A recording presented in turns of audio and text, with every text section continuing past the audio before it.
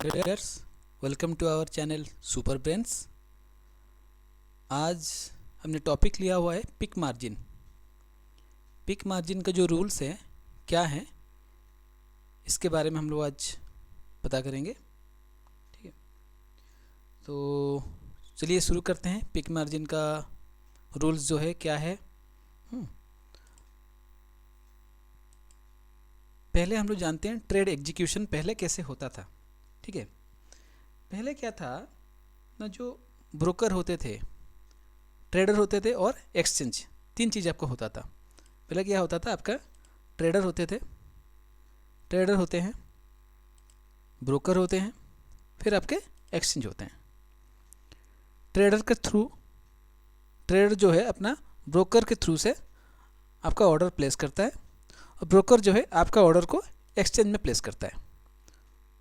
ठीक है, तो उसमें क्या होता था कि जो ब्रोकर होते थे वो अपना ब्रोकरेज के चक्कर में लो मार्जिन पे आपको ट्रेड करने के लिए फैसिलिटी देते थे। उसका मतलब यही है कि मान के चलिए आप नंबर ऑफ़ वॉल्यूम्स जितना करोगे तो उनको ब्रोकरेज उतना मिलता था। ठीक है, जैसे मान के चलो आपने 100 रुपये का कोई चीज़ से आपने ख़रीदा, मान के चलो ब्रोकर का परसेंटेज जो है 5% है, तो आपने 100 रुपये का सामान खरीदा और बेचा तो उसको 5-10 रुपये का प्रॉफिट हुआ। ठीक है, अगर वही सेम चीज़ को ब्रोकर आपको 100 रुपये का मार्जिन लेके आपको अगर 1000 रुपये का मार्जिन दे रहा है, यानी आप 100 रुपये का इन्वेस्टमेंट करना, लेकिन आप जो वॉल्यूम जनरेट कर सकते हो, यानी 100 रुपये का सामान रख के पैसा आप इन्वेस्ट करके आप 500 रुपये का सामान को खरीद सकते हो। तो उससे बेनिफिट क्या हुआ ना, 500 रुपया आपने बाई किया और 500 रुपया सेल किया। 500 रुपया पे अगर आपको 100 में 5 रुपया लग रहा है, 5% का ब्रोकरेज लगता है, तो ब्रोकर को वहाँ पर 25 रुपया प्रॉफिट हुआ, 50 रुपया प्रॉफिट हुआ। तो ब्रोकर को वो जो प्रॉफिट दिखना शुरू हुआ, तो इसलिए जितने सारे ब्रोकर है वो अपना जो आप लोगों को मार्जिन देना शुरू कर दिया, जिससे कि उनका ब्रोकरेज जनरेट होना शुरू हो जाए। और ट्रेडर को ये लगता था कि भाई मैं 100 रुपये के इन्वेस्टमेंट में 500 रुपये का सामान खरीद पा रहा हूँ, तो उनके लिए भी वो बेनिफिट था। लेकिन उसमें कुछ दिक्कतें भी थी। ठीक है, तो ये जो दिक्कतें हैं, इसी को देखते हुए सेबी जो है हमारा, उन्होंने एक नया रूल्स बनाया है जिसको बोलते हैं पिक मार्जिन। ठीक है, अब वो पिक मार्जिन जो है क्या है, चलिए हम लोग जानते हैं। पिक मार्जिन पे क्या होता है, आपको इंस्टेंटली मार्जिन देना पड़ता है। ठीक है, तो जैसे हम लोग मानते हैं अभी पिक मार्जिन पे, मान के चलिए आपके पास स्टॉक होल्डिंग पे है। ठीक है, आपके पास जो स्टॉक है वो होल्डिंग में है। आप अगर जैसे दिसंबर 1 से पहले, 2020 से पहले क्या था उसके रूल में, आप जो भी कोई भी स्टॉक को अगर आप बेचते थे, ठीक है, तो उसका जो भी पैसा होता था वो आप लोग सेम डे पे उसको यूज़ कर सकते थे। दूसरा कोई स्टॉक परचेज करने में या सेल करने में आप इसको यूज़ कर सकते थे। ठीक है, लेकिन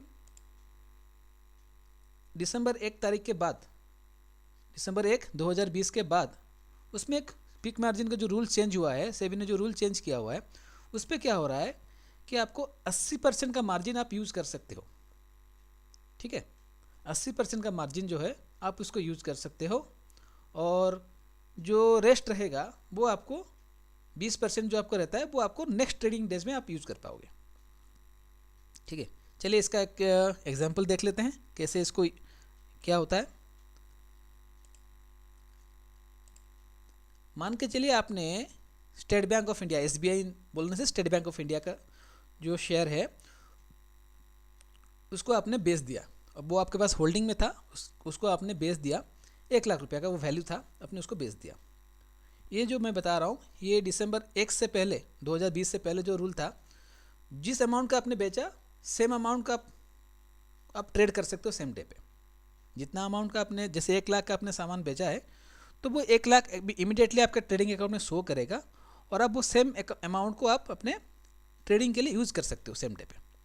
लेकिन दिसंबर 1 2020 के बाद से जो नया रूल चेंज हुआ, उस पर क्या हुआ ना, आप केवल 80,000 रुपया केवल 80,000 रुपया आप उसको यूज़ कर सकते हो सेम डे पे, उसी दिन पे, ठीक है।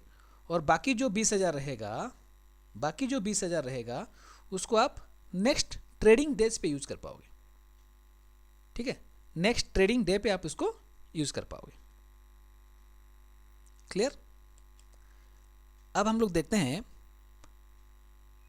मान के चलो आपने आज बाय किया है कोई स्टॉक और उसको कल आप सेल करने वाले हो, इसको हम बोलते हैं T1 होल्डिंग, या आप ऐसे बोल सकते हो कि बाय टुडे सेल टुमारो।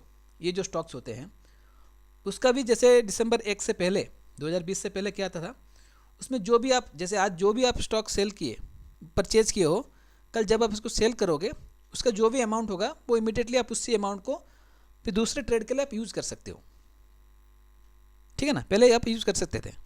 अभी जैसे हुआ कि दिसंबर 1 2020 के बाद क्या हुआ कि उसमें वही है कि स्टॉक कैश जो इक्विटी होता है उस पर आप 80% को यूज़ कर सकते हो और 60% जो है वो आप फ्यूचर एंड ऑप्शंस पे यूज़ कर सकते हो, ठीक है। समझ में आया? नहीं आया? चलिए मैं आपको एक एग्जांपल दिखाता हूँ आपको। मान के चलिए अभी आपने स्टेट बैंक ऑफ इंडिया आपके पास कल आपने बाय किया था और उसको नेक्स्ट डे पे आप सेल कर रहे हो, जिसका वैल्यू 1 लाख है। तो जैसे दिसंबर 1 से पहले 2020 से पहले क्या होता था, सेम अमाउंट आपके अकाउंट में शो होता था और आप सेम अमाउंट को, जैसे 1 लाख को पूरा यूज़ कर पाते थे आप लोग दूसरे ट्रेड के लिए। लेकिन 2020 के बाद, जैसे दिसंबर 1 2020 के बाद क्या हुआ, अब अगर कोई स्टॉक कैश में आप खरीदना चाहोगे उसमें आप 80,000 रुपये का यूज़ कर पाओगे, 80%, ठीक है। और जैसे फ्यूचर एंड ऑप्शन है तो उस पर आप 60,000 का यूज़ कर पाओगे। जैसे 1 लाख का मैंने SBI बेच दिए, SBI में लिया था, तो उसमें मेरे को 60,000 में मैं फ्यूचर एंड ऑप्शन में बाई कर पाऊंगा इस अमाउंट को, ठीक है। ये हो गया अपना T1 होल्डिंग, यानी आज हमने खरीदा हुआ है, कल बेचेंगे तो हमको ये मार्जिन हमको यूज़ करना मिलेगा हम लोगों को। अभी सबसे बड़ा जो ट्रेडर अभी आजकल कर रहे हैं, सबसे जो मैक्सिमम जो वॉल्यूम क्रिएट होता है वो होता है इंट्राडे में। इंट्राडे में जो प्रॉफिट होते हैं, ठीक है, इंट्राडे में जो प्रॉफिट होता था, पहले क्या होता था, जैसे दिसंबर 1 2020 से पहले हम लोग को सपोज जितना भी प्रॉफिट होता था उसको हम लोग, वो प्रॉफिट को हम लोग यूज़ कर पाते थे उसी दिन के ट्रेडिंग में, ठीक है, उसी दिन के ट्रेडिंग में हम उसको यूज़ कर पाते थे। लेकिन जब हम दिसंबर 1 2020 के बाद क्या हुआ, ठीक है, दिसंबर 1 2020 उसके बाद क्या हुआ ना, हम वो प्रॉफिट को सेम डे पे यूज़ नहीं कर पाएंगे, ठीक है, क्योंकि वो एक्सचेंज में सेटल नहीं हुआ है, ठीक है। उस पर रूल्स जो है कैसा हो जाता है, जैसे फ्यूचर एंड ऑप्शन, अगर मैंने कोई SBI का फ्यूचर अगर आज मैंने बाई किया हुआ है, आज मैंने SBI में फ्यूचर में बाई किया और आज उसको सेल किया, और उस पर अगर हम लोगों को 3,000 का प्रॉफिट हो रहा है, वो 3,000 को हम लोग नेक्स्ट ट्रेडिंग डेज में इसको यूज कर सकते हैं, इसलिए उसमें लिखा हुआ है T+1 डे, ठीक है।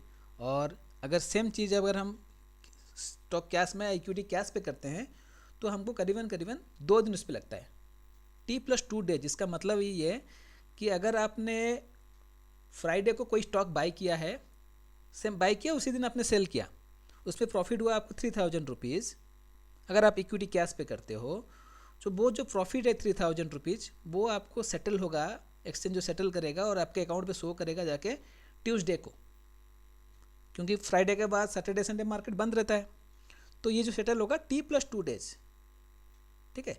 तो Monday and Tuesday trading, T का मतलब है ट्रेडिंग डेज +2 डेज, क्लियर। तो इसको भी थोड़ा सा हम एग्जाम्पल में समझ लेते हैं कैसे उसका ये हो सकता है। जैसे दिसंबर 1 से पहले 2020, ठीक है, वही आपको मान के चलो आपने 1,000 रुपीज़ का प्रॉफिट किया, उसको अपने सेम डे यूज़ कर पाए। लेकिन दिसंबर 1 2020 के बाद से क्या हुआ है, अब उस प्रॉफिट को आप लोग, फ्यूचर होगा तो 1,000 रुपीज़ जो प्रॉफिट हुआ है उसको फ्यूचर में नेक्स्ट ट्रेडिंग डे में यूज़ करोगे, और स्टॉक कैश पे हुआ तो उसको आप 2 दिन के बाद यूज़ कर पाओगे, जो मैंने आपको बताया। अगर मान के चलो आपने मंडे को बाई किया है, अगर फ्यूचर में प्रॉफिट हुआ है तो वो आपको ट्यूसडे में आपके अकाउंट में शो करेगा और इसको यूज़ कर पाओगे। और अगर आपने मंडे को स्टॉक कैश पे बाई करके 1,000 रुपीज़ प्रॉफिट किया है तो आप इसको वेडनेसडे को जाके आप यूज़ कर पाओगे। आई बात समझ में? तो आशा करता हूँ मैंने आपको पीक मार्जिन के बारे में थोड़ा क्लियर करवा दिया डाउट्स। ठीक है, आज के लिए इतना ही। Okay, thank you.